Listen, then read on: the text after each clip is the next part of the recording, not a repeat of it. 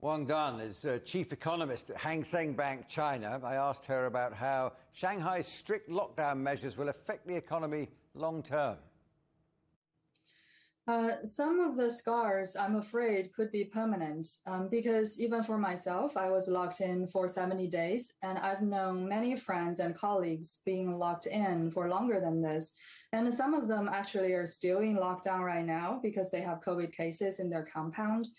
And even with the current schedule of orderly going back to work, it still takes a while before most of the companies can start normal operation.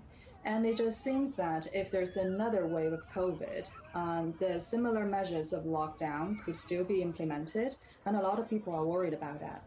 And what about the economic cost? Are we able to judge that, or will we in the future be able to judge what the economic cost has been? Given the current macro data, which are released by the National Bureau of Statistics, the damage is quite significant already. In April and May, the economy was in contraction. Industrial output was in contraction between the 60 and 70% range for April and May combined.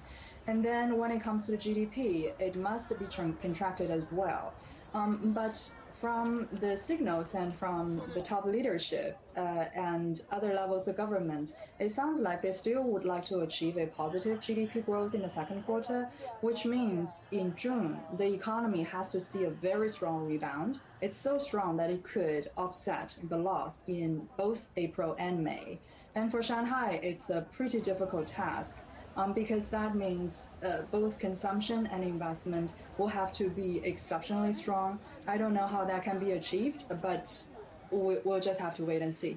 And when you look at the policies that Shanghai government has announced, they are a basket of basically everything, targeting all industries and, of course, mostly concentrated in the corporate sector. But if you look closely, only a few measures can work immediately. Mostly in the sector of logistics and transportation and port operation. These things were hit pretty heavily during the lockdown, and now they are more or less back on track. And I have no doubt they will be back to normalcy within a few weeks. But when it comes to consumption support, especially durable consumptions like cars, household appliances, these things will take a while to rebound, because consumers don't have any financial cushions. Chinese government didn't hand out cash like the European and American government did. So now people are very cautious about their spending. And some of the long-term projects are moving ahead of schedule, like the water projects, energy projects, city metro transportation, and pipe projects. But these things will take a while before it can make a true impact on employment and growth. So in the short term, I'm afraid the measures are not enough. There has to be a lot more aggressive measures if we want to see the kind of fast growth.